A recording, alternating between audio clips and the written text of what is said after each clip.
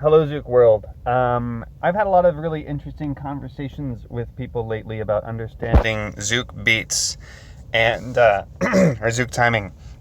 And it seems like there's a lot of confusion because sometimes the way that we count either the sounds or the numbers doesn't always actually line up with the way that we dance the music. And a lot of people have asked me about, I'm a DJ, I'm not a dance instructor, so I'm not going to tell people how to dance, but I will talk about what I listen for in the music when I'm mixing two Zouk songs together. What are the beats that I'm trying to match? So most dance music and most of the Zouk music that we dance Zouk to has what is known as a 4 on the floor rhythm. Now this is not going to sound like a Zouk beat, but it sounds like this. That's just keeping time. It's one beat, one kick drum hit per beat, and there's 4 beats per bar. But that's not Zouk. What we have on top of Zouk, that is the beat that helps me to match two songs. That's the main thing I listen to, but there's another one that is also important to line up, and it's another rhythm that is a lot more important for making a Zouk song a Zouk song. And that rhythm is called a tresillo. It's a rhythm that comes from Africa. It's very popular in Cuban music. But what we have here is 3 beats in each half of the bar. So that's half of the bar, almost. Here, we can slide this way. So that's half of it, right? It repeats twice. But there's 3. It's called a tresillo. And it sounds like this. It's very popular in lots of African and Caribbean styles of music. And I'm sure you'll agree this sounds more like Zouk than the 4 on the floor that I played before.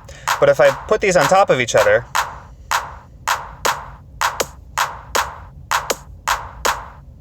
this should sound a lot more familiar to you.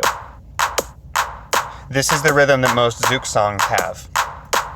Now, let's talk about slow, slow, quick versus slow, quick, quick. So if you're talking about Zouk timing as slow, quick, quick, or boom, cheek, cheek, a lot of times, really what people are talking about with the 1, 3, 4, 5, 7, 8, 3, 4, 5, 7, 8, is this timing. But this doesn't quite feel right. This doesn't quite feel like Zouk, not like this one does.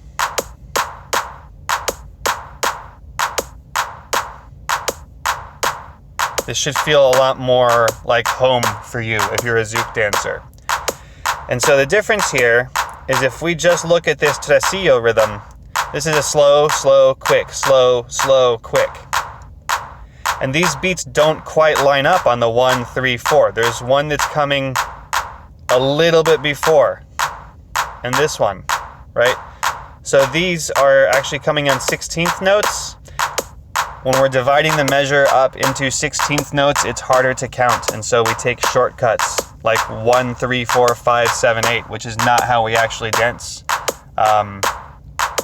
the dance.